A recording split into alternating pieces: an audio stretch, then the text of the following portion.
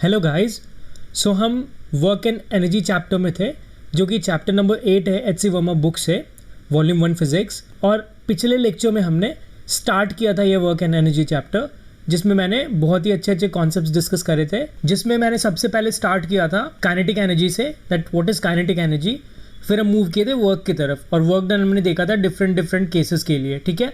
उसके बाद फिर वर्क एनर्जी थ्योरम भी हमने देखा था, और उसमें से हमने एक स्प्रिंग के बारे में भी देखा था, स्प्रिंग फोर्स के बारे में और स्प्रिंग वर्क डन के बारे में काफ़ी अच्छे से, कि स्प्रिंग फोर्स कैसे किसी ब्लॉक पे वर्क करती है जब वो ब्लॉक उससे अटैच्ड होता है। तो हमने ये सब काफ़ी इंपॉर्टेंट कॉन्सेप्ट्स देखे थे लेक्चर 1 में। अभी हम लेक्चर 2 की ओर बढ़ते हैं, ठीक है। लेक्चर 2 में भी हम काफ़ी इंपॉर्टेंट चीज़ें देखेंगे, और सबसे पहले हम स्टार्ट करेंगे एक बहुत ही अच्छे कॉन्सेप्ट के साथ, जिसका नाम है पोटेंशियल एनर्जी, ठीक है। आखिर में ये पोटेंशियल एनर्जी है क्या? हमने वर्क डन देखा था पहले लेक्चर में, काफ़ी अच्छे से देखा था वर्क डन, ठीक है। और कैसे कैसे अलग अलग केसेस में वर्क डन होता है, कोई फोर्स कैसे वर्क डन करता है डिस्प्लेसमेंट के साथ, कैसे उसका फॉर्मूला होता है, ये सारी चीज़ें हमने बहुत ही अच्छे तरीके से देखी थी, ठीक है। तो अभी हम डिस्कस करते हैं पोटेंशियल एनर्जी। तो गाइज, ये लेक्चर नंबर 29 है, class 11th physics, chapter 8 work and energy from H C Verma volume 1 physics. तो सबसे पहले, जैसा कि मैंने बताया, चलो देखते हैं कॉन्सेप्ट ऑफ पोटेंशियल एनर्जी, कि एक्चुअल में पोटेंशियल एनर्जी है क्या। तो गाइज, पोटेंशियल एनर्जी नाम सुनते ही एक ऐसा फील होता है कि आपकी पोटेंशियल कितनी है, मतलब व्हाट इज़ योर पोटेंशियल, ऐसा आप सोचो, इस डायरेक्शन में सोचो। तो पोटेंशियल एनर्जी से जो हमारे एकदम मन में ऐसा हिट होता है कि स्टोर्ड एनर्जी की बात हो रही है, कुछ ऐसा अंदर से फील होता है कि potential energy is something about stored energy, ठीक है। हमने अभी तक जितनी भी पढ़ाई करी है, तो पोटेंशियल एनर्जी सोचकर ही ऐसा लगता है कि ये कोई स्टोर्ड एनर्जी होगा, that is what potential energy is. और ऐसा सच भी है, potential energy is basically stored energy, but by the virtue of configuration और पोजीशन आप बोल सकते हो, ठीक है। तो अभी ये डेफिनेशन पे मैं आता हूँ, उससे पहले थोड़ी नोशंस हम और डिस्कस करते हैं। तो उससे पहले मैं कुछ एग्जाम्पल्स लेता हूँ, जिससे और भी क्लियर होगी आपको इस डेफिनेशन के बारे में। तो सबसे पहला एग्जाम्पल हमें पता है धनुष बाण के बारे में। धनुष को जब हम पीछे की ओर खींचते हैं, उस पर बाण एक हम ऐसे लगाते हैं और पीछे की ओर खींचते हैं, और वापस से उसको रिलीज करते हैं, बो स्ट्रिंग भी बोलते हैं इसको हम इंग्लिश में। तो जब उसको वापस पीछे की तरफ हम खींच के जब छोड़ते हैं, तो देखते हो गया आपकी बाण बहुत ही दूर तक जाती है। तो उस केस में भी क्या हो रहा है कि जब आप पीछे की ओर खींच रहे हो धनुष के बेसिकली स्ट्रिंग को, तो उसमें एक पोटेंशियल एनर्जी स्टोर हो रही है। क्यों स्टोर हो रही है? क्योंकि हम उसके अगेंस्ट वर्क डन कर रहे हैं। उस स्ट्रिंग को खींचने में हम उस स्ट्रिंग के नॉर्मल पोजीशन के अगेंस्ट वर्क डन कर रहे हैं, और वो जो वर्क डन है वो as a potential energy store हो रही है उस स्ट्रिंग में, जो कि बो से अटैच है। और तभी हम वापस जब उसको रिलीज कर रहे हैं, तो पोटेंशियल एनर्जी अपने आप को काइनेटिक एनर्जी के टर्म्स में मैनिफेस्ट कर रही है, और तभी जो बाण है वो काफ़ी दूर तक जा रही है। वैसे ही दूसरी एग्जाम्पल अगर मैं लूँ, एक्चुअली एग्जाम्पल्स मैं एनसीईआरटी बुक से ले रहा हूँ, ओके। तो दूसरी एग्जाम्पल जो दी हुई है एनसीईआरटी बुक में, काफ़ी अच्छे एग्जाम्पल्स पोज किए गए एनसीईआरटी बुक में। दूसरी एग्जाम्पल है अपने अर्थ का।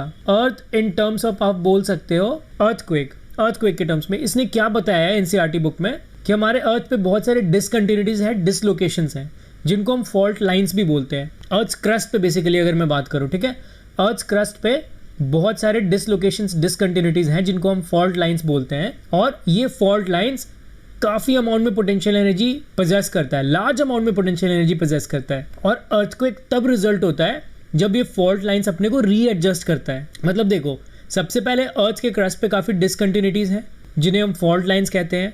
अब ये फॉल्ट लाइन्स कभी कभी क्या होता है, खुद को रीएडजस्ट करता है। जस्ट लाइक स्प्रिंग के आप केस को यहाँ पे समझने के लिए यूज़ कर सकते हो, कि स्प्रिंग को हमने पहले एक्सटेंड किया, फिर वापस वो जब हमने उसको छोड़ा तो इनिशियल पोजीशन पे आ गया। तो वैसे ही यहाँ पे भी कुछ उस टाइप से आप एनालॉजी यूज कर सकते हो, कि पहले फॉल्ट लाइन्स है उसको रीएडजस्ट किया तो अर्थक्वेक आई एक्चुअली में। इन दोनों एग्जांपल से भी हम ये ऐसा देख रहे हैं कि potential energy is a kind of stored energy by virtue of the position or configuration of a body. Position या कॉन्फिगरेशन के आधार पे जो एनर्जी स्टोर किया हुआ है कोई भी बॉडी, उसको हम पोटेंशियल एनर्जी बोलते हैं। और जब भी आप किसी ऐसी बॉडी को जो पोटेंशियल एनर्जी स्टोर किया हुआ है उसको रिलीज करोगे, उसको छोड़ोगे, तो फ्रीली वो खुद की पोटेंशियल एनर्जी को काइनेटिक एनर्जी में कन्वर्ट करेगा। ऐसा भी देखा गया, मतलब ये भी प्रॉपर्टी है। मतलब the body left to itself, जब आप बॉडी को फ्रीली अपने पे लेफ्ट कर दो, तो पोटेंशियल एनर्जी जो है काइनेटिक एनर्जी के टर्म्स में रिलीज करेगा। जो स्टोर्ड एनर्जी है उसके पास, जो पोटेंशियल एनर्जी है उसके पास, उसको काइनेटिक एनर्जी के टर्म्स में रिलीज करेगा। ये एक बहुत ही इंपॉर्टेंट बात है। अभी हम पोटेंशियल एनर्जी को और भी अच्छे से समझने के लिए ग्रेविटेशन का एग्जाम्पल लेते हैं, मतलब ग्रेविटेशनल पोटेंशियल एनर्जी का एग्जांपल लेते हैं। देखो, मैं इस लेक्चर में ज़्यादा लिखूंगा नहीं, मैं ज़्यादा बोलूंगा। आप एक्चुअली नोटबुक और पेन को रख लो अपने पास, और जो भी मैं बोल रहा हूँ उसको ध्यान से नोट कर सकते हो आप, क्योंकि ये सारे बहुत नोटेबल पॉइंट्स हैं। बट मैं ज़्यादा लिखूंगा नहीं, क्योंकि मैं ज़्यादा लिखूंगा तो ज़्यादा अच्छे से एक्सप्लेन नहीं कर पाऊंगा, इसलिए मैं सिर्फ इंपॉर्टेंट पॉइंट्स लिख रहा हूँ। जैसे बोर स्ट्रिंग लिख दिया, अर्थ क्रस्ट लिख दिया, एक्चुअली में 2 एग्जाम्पल्स थे। फिर स्टोर्ड एनर्जी लिख दिया, अभी ग्रेविटेशनल पोटेंशियल एनर्जी के बारे में एक्सप्लेन करने जा रहा हूँ तो उसको लिख दिया, ऐसा करूँगा मैं। तो ये ग्रेविटेशनल पोटेंशियल एनर्जी को समझने के लिए आपको उससे पहले ग्रेविटेशनल फोर्स को समझना होगा। तो हमें पता है ग्रेविटी फोर्स क्या होता है, दैट इज mg, ये हमने पहले भी पढ़ा है। बट ये mg मैं कहाँ पे लिखता हूँ ग्रेविटेशनल फोर्स, जो आपका अर्थ है, ये समझो अर्थ का ये रेडियस है r, तो इस रेडियस के ऊपर ये सरफेस है, ये सरफेस से मान लो मैं कुछ एक पर्टिकुलर हाइट स्मॉल h मान लो, वहाँ तक ही ये यूज़ कर सकता हूँ as a gravitational force mg, उसके ऊपर नहीं यूज़ कर सकता। क्योंकि ये h अगर इस r के कंपेरेबल हुआ, if h is comparable to r, तो क्या होगा कि स्मॉल g की वैल्यू जो है वो वेरी करेगी with respect to height. Actually small g की वैल्यू हाइट के साथ वेरी करती है, बट वो वेरिएशन अगर आप स्मॉल h जो h हाइट है उसको बहुत कम रखोगे, मतलब h को r से काफ़ी कम रखोगे, तो ये g में ज़्यादा वेरिएशन नहीं होगा स्मॉल g में विथ रिस्पेक्ट टू हाइट, और तब हम mg फोर्स डायरेक्टली लिख सकते हैं, that gravitational force is mg। तो नियर द अर्थ सरफेस जो होता है, अगर आप कोई भी एक बॉल लोगे जिसकी मास स्मॉल m है, या कोई भी एक बॉडी लोगे जिसकी मास स्मॉल m है, तो नियर द अर्थ सरफेस इस पे जो ग्रेविटी फोर्स होगा वो m इंटू जी आप लिख सकते हो।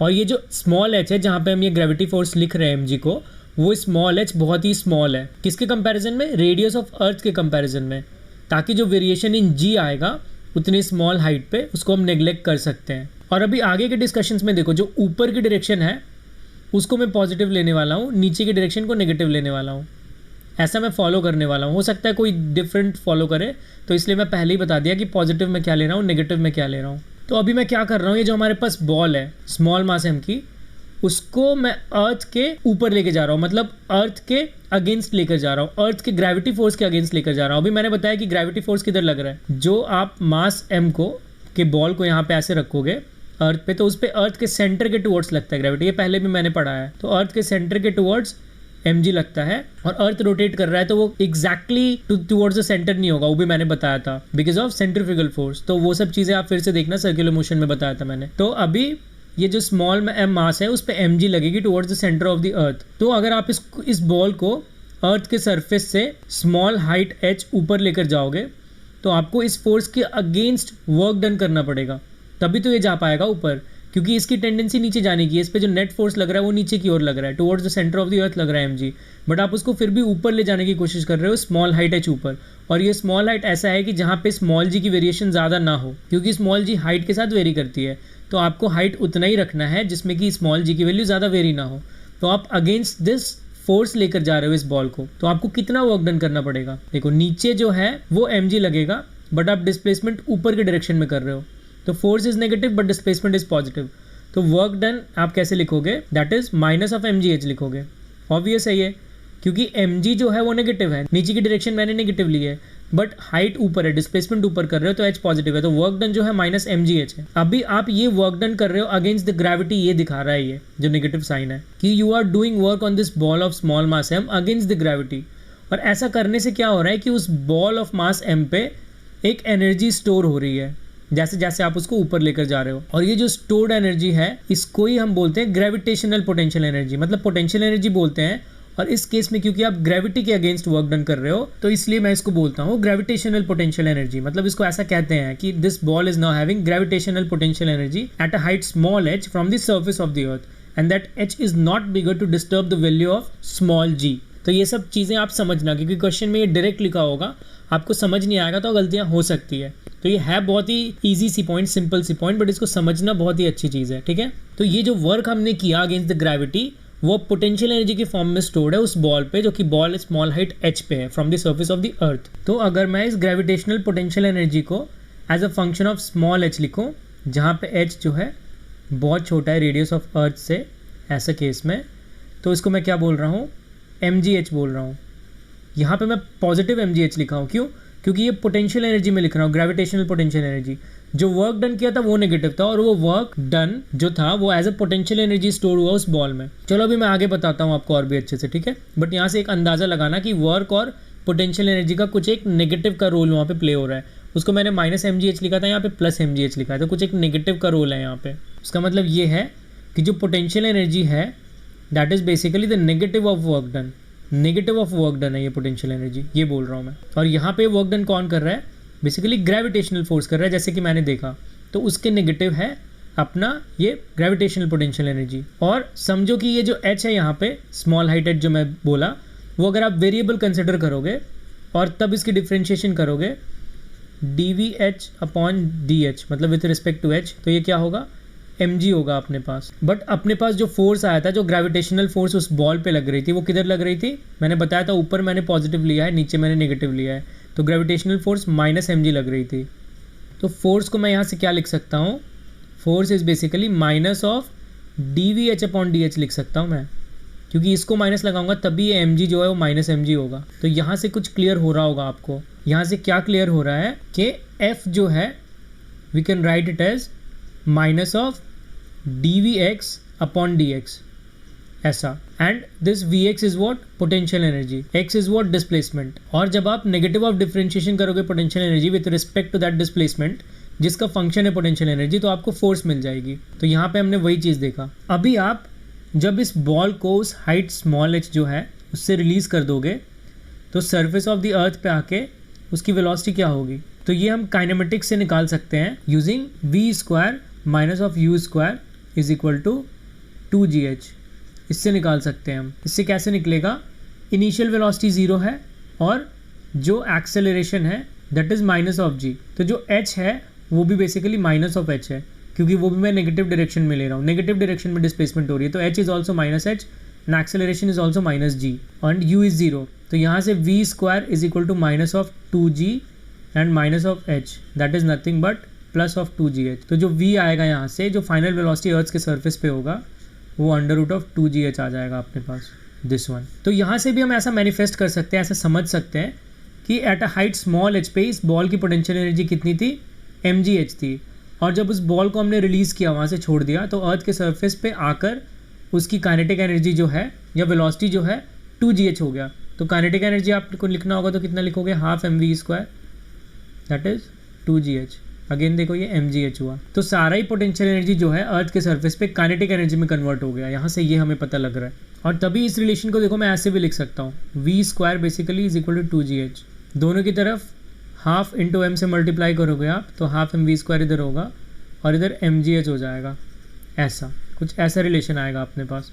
तो यहाँ से भी ये देखने को मिल रहा है कि जो काइनेटिक एनर्जी है वो पोटेंशियल एनर्जी के बराबर है। मतलब जब हाइट स्मॉल h पे है ये बॉल, तो वहाँ पे उसकी पोटेंशियल एनर्जी mgh है, और वहाँ पे अगर आप उसको फ्रीली छोड़ दोगे तो उसकी जो पोटेंशियल एनर्जी है that will manifest itself in kinetic energy जब वो अर्थ के सरफेस पे पहुँचेगा। तो ये रिलेशन हमें ये शो कर रहा है, ये रिलेशन दोनों वन एंड द सेम है। तो इतनी तो बात हमें समझ में आ गई अभी तक जितना मैंने डिस्कस किया। अभी एक बहुत ही ज़रूरी समझने वाली बात ये है कि ये जो पोटेंशियल एनर्जी का नोशन है, ये जो पोटेंशियल एनर्जी का टर्म है, ये तभी डिफाइंड है जब वो पोटेंशियल एनर्जी बनाने के लिए जो फोर्स वर्क डन कर रहा है अगेंस्ट सम अदर रेजिस्टेंस। जैसे कि ये स्मॉल मास m को मैं अर्थ के सरफेस से स्मॉल हाइट h पे ले जा रहा था, तो हमें किसके अगेंस्ट वर्क करने की जरूरत पड़ी? ग्रेविटी फोर्स के अगेंस्ट वर्क डन करने की जरूरत पड़ी। और हम उसके अगेंस्ट वर्क डन किए, ग्रेविटी फोर्स के अगेंस्ट वर्क डन किए, तभी जाकर एनर्जी के तरह वो स्टोर हुआ।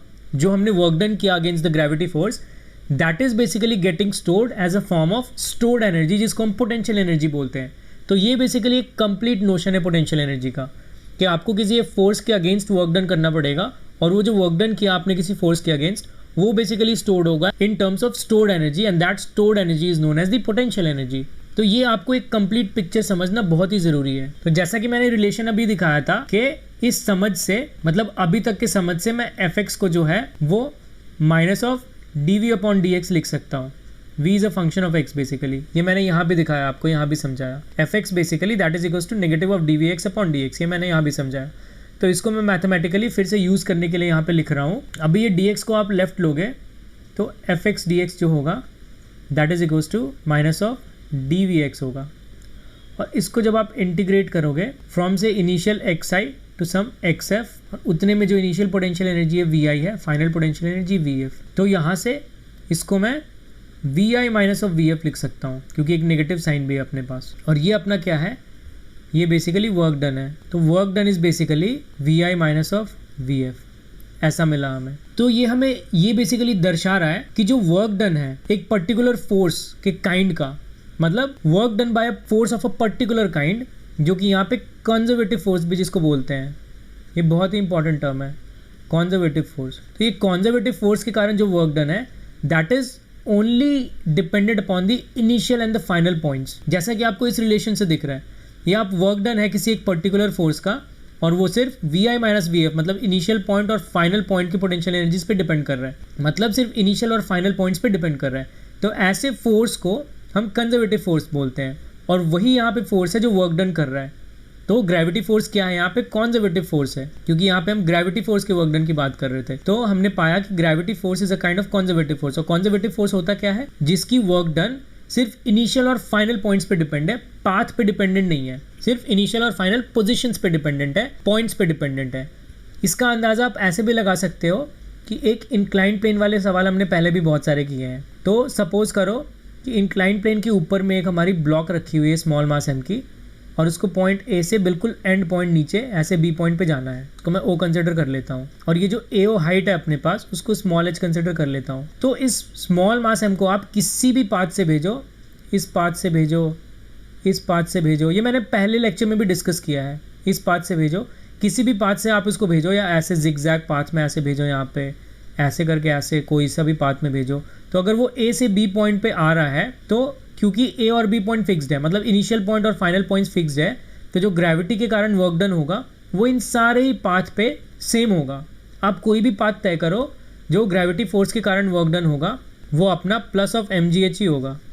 प्लस क्यों होगा? क्योंकि यहाँ पे जो ग्रेविटी है वो नीचे है और डिस्प्लेसमेंट भी नीचे है, मतलब ग्रेविटी और डिस्प्लेसमेंट दोनों ही सेम डायरेक्शन में है। मैंने वर्क डन वाले पहले लेक्चर में बताया है, जब वर्क डन डिस्कस कर रहा था मैं, तो प्लस mgh ही होगा, आप किसी भी पाथ से जाओ। तो ऐसे फोर्स को हम कंजर्वेटिव फोर्स बोलते हैं, जो कि पाथ डिपेंडेंट नहीं है जिसका वर्क डन, बल्कि इनिशियल और फाइनल पोजीशन डिपेंडेंट है। और दूसरी तरीके से मैं कैसे भी बताया था पहले लेक्चर में कि ऐसे फोर्सेस का अगर आप वापस से फिर ए पॉइंट पे लेकर आओगे, तो जो नेट वर्क डन होगा इन पूरे पाथ पे वो जीरो होगा। Work done in a closed path is zero. ऐसे भी आप कंजर्वेटिव फोर्स को बोल सकते हो। अलग अलग डेफिनेशंस है, मतलब सेम ही चीज़ है बट अलग अलग तरीके से बोल सकते हो। ऐसा बोल सकते हो कि वैसा फोर्स जिसका वर्क डन इनिशियल और फाइनल पोजीशन पे ही सिर्फ डिपेंड करता है, पाथ पे डिपेंड नहीं करता, उसको कंजर्वेटिव फोर्स बोलते हैं। या ऐसा भी बोल सकते हो कि ऐसा फोर्स जिसका एक क्लोज्ड इंटरवल में जो इनिशियल और फाइनल पॉइंट्स है वो सेम हो जाए और तब आप वर्क डन निकालो तो वो जीरो होगा, उसको भी कंजर्वेटिव फोर्स बोलते हैं। तो ये इसका ही मैनिफेस्टेशन है इस टर्म्स में, ज़्यादा कंफ्यूज होने वाली बात नहीं है। तो जब आप स्मॉल मास m को यहाँ पे ए पॉइंट पे रिलीज करोगे और कोई भी फ्रिक्शन नहीं है इस इंक्लाइंड प्लेन पे, तो बी पे पहुँचने के बाद उसकी वेलोसिटी कितनी होगी? √2gh ही होगी। आप चाहे एंगल ऑफ इंक्लिनेशन कितना ही रखो, आप ऐसे रखो, कैसे भी एंगल ऑफ इंक्लिनेशन रखो, बी पॉइंट पे पहुंचने के बाद उसका √2gh होगा। तो ये भी एक कंसिडरेशन है कि आप इंक्लिनेशन भी चेंज करो तो भी कोई फ़र्क नहीं पड़ेगा, क्योंकि जो स्मॉल h हाइट है वो ए से बी का आप सेम रखे हुए हो, उसको चेंज नहीं कर रहे। तो जब तक उसको चेंज नहीं करोगे, जब तक ये हाइट को चेंज नहीं करोगे, तब तक जो वेलोसिटी है वो √2gh ही आएगी बी पॉइंट पे पहुंचने के बाद, जब ए पॉइंट से आप रिलीज़ करोगे इस ब्लॉक को। तो और अगर आप इस केस में अगर फ्रिक्शन कंसिडर कर लोगे, मतलब ये जो अपना इंक्लाइंड प्लेन है वो फ्रिक्शनल है, मतलब फ्रिक्शन है उस पर, फ्रिक्शनलेस नहीं है, तो उस केस में जो वर्क डन होगा फ्रिक्शन वाले फोर्स के कारण, तो वो पाथ डिपेंडेंट हो जाएगा। वो अब इनिशियल और फाइनल पॉइंट डिपेंडेंट नहीं होगा। वो अगर लॉन्गेस्ट पाथ से जाएगा ये स्मॉल मास m वाला ब्लॉक, तो फ्रिक्शन की पकड़ ज़्यादा देर तक होगी, मतलब फ्रिक्शन ज़्यादा देर तक वर्क डन करेगा अगर पाथ लॉन्ग होगा। तो वहाँ पे कहीं ना कहीं बात पाथ डिपेंडेंस की आ गई है। तो वैसे फोर्सेस को हम नॉन कंजर्वेटिव फोर्स बोलते हैं। जो कंजर्वेटिव फोर्स नहीं है वो बेसिकली नॉन कंजर्वेटिव फोर्स है, ऐसा याद रखना। उसका एक बहुत ही बेहतरीन एग्जांपल क्या मैंने बताया, फ्रिक्शन पाथ डिपेंडेंट है। अगर आप ए से बी जाओ वापस फिर बी से ए जाओ, तो दोनों ही केस में क्या होगा, फ्रिक्शन मोशन के ऑपोजिट डायरेक्शन में लगेगा। तो ए से बी और बी से ए जाने में जब आप वर्क डन निकालोगे तो दोनों ही वर्क डन ऐड हो जाएंगे, क्योंकि दोनों ही बार फोर्स और डिस्प्लेसमेंट ऑपोजिट डायरेक्शन होगा। एक बार जब आप नीचे जाओगे तो फ्रिक्शन ऊपर लगेगा, बट आप नीचे जा रहे हो तो भी जो वर्क डन है दैट इज -μmgl होगा अगर ये लेंथ ABL है, और जब आप ऊपर जाओगे तब भी -μmgl ही होगा, क्योंकि तब फ्रिक्शन नीचे लगेगा जबकि आप जा ऊपर रहे हो। तो आप वापस ए पे भी आ जाओगे, ए से बी जाकर बी से ए, तब भी नेट वर्क डन जीरो नहीं हो रहा है। तो ऐसे फोर्स को क्या बोलेंगे, नॉन कंजर्वेटिव फोर्स, जो ऐसा वर्क डन कर रहा है। तो ये जो रिलेशन जो मैंने यहाँ पे लिखा था Fx = -dvx/dx, ये सिर्फ कंजर्वेटिव फोर्स के लिए ही है। नॉन कंजर्वेटिव फोर्स के लिए डिफाइंड नहीं है potential energy. Potential energy is only defined for the conservative forces. ये बहुत ही इंपॉर्टेंट पॉइंट है, आप इसको बिल्कुल कहीं ना कहीं नोट करके लिख लो कि potential energy is only defined for the conservative forces. और इसको मैं ऐसे भी लिख सकता हूँ कि delta V is equal to minus of F X delta X. Same ही तरीका है, मतलब सेम ही चीज़ है, जस्ट मैं इसको उधर लिखा है, डिफरेंशियल को मैंने टोटल चेंज कर दिया, delta V is equal to minus F of X delta X. तो सेम ही है दोनों, ज़्यादा घबराने वाली बात नहीं है। तो इस लेक्चर में मैंने ये बहुत ही अच्छे से बताया पोटेंशियल एनर्जी के बारे में और कॉन्जर्वेटिव फोर्स के बारे में, नॉन कंजर्वेटिव फोर्स के बारे में बहुत ही अच्छे से बताया। और ये वाला रिलेशन जो कि सिर्फ पोटेंशियल एनर्जी के लिए वैलिड है और पोटेंशियल एनर्जी डिफाइंड सिर्फ कॉन्जर्वेटिव फोर्सेस के लिए है, ये वाली रिलेशन आप बहुत ही अच्छे से ध्यान से देखना क्योंकि क्वेश्चंस में काफ़ी काम आने वाले हैं। Delta V is equal to minus F of X delta X. तो इस लेक्चर में हमने कॉन्जर्वेटिव नॉन कॉन्जर्वेटिव फोर्सेस देखा, पोटेंशियल एनर्जी को अच्छे से जाना और ग्रेविटेशनल पोटेंशियल एनर्जी के बारे में अच्छे से हमने पढ़ा। तो गाइज ये था इस लेक्चर के बारे में। अभी नेक्स्ट लेक्चर में मैं conservation of mechanical energy discuss करने वाला हूँ, जो कि एक बहुत ही इंपॉर्टेंट कंसिडरेशन है इस चैप्टर का, एक बहुत ही इंपॉर्टेंट कॉन्सेप्ट है इस चैप्टर का। एक पिछले लेक्चर में मैंने बताया था वर्क एनर्जी थ्योरम, अभी नेक्स्ट लेक्चर में बताऊंगा कॉन्जर्वेशन ऑफ मैकेनिकल एनर्जी। तो वो भी एक बहुत ही इंपॉर्टेंट कॉन्सेप्ट है। तो नेक्स्ट लेक्चर भी आप बहुत ही ध्यान से देखना। और अब ज़्यादा कॉन्सेप्ट्स नहीं बचे हैं इस लेक्चर में, मैंने बहुत ही इंपॉर्टेंट कॉन्सेप्ट्स लेक्चर 1 लेक्चर 2 में कवर कर दिया है। अभी नेक्स्ट लेक्चर में भी कुछ इंपॉर्टेंट कॉन्सेप्ट्स होंगे। एक तो मैं पोटेंशियल एनर्जी ऑफ स्प्रिंग पर डिस्कस करूंगा और एक मैं कॉन्जर्वेशन ऑफ मैकेनिकल एनर्जी पर डिस्कस करूंगा और फिर लास्ट में थोड़ा सा हम देखेंगे कि पावर क्या होता है। तो ये 3 चीज़ें बाकी है जो मैं नेक्स्ट लेक्चर में कवर करूंगा। तो इस चैप्टर के बेसिकली 3 लेक्चर हो गए थ्योरी पे, बट ये काफ़ी इंपॉर्टेंट थी इसलिए मैंने इसको 3 लेक्चर में कवर किया है। एक बार में कवर कर देता तो बहुत ज़्यादा हो जाता। मैं चाहता हूँ कि आप अलग अलग लेक्चर्स में इसको देखो और तभी मैंने इस प्रकार से इसको रखा है गाइज। तो ये था गाइज इस वीडियो के बारे में। Thank you.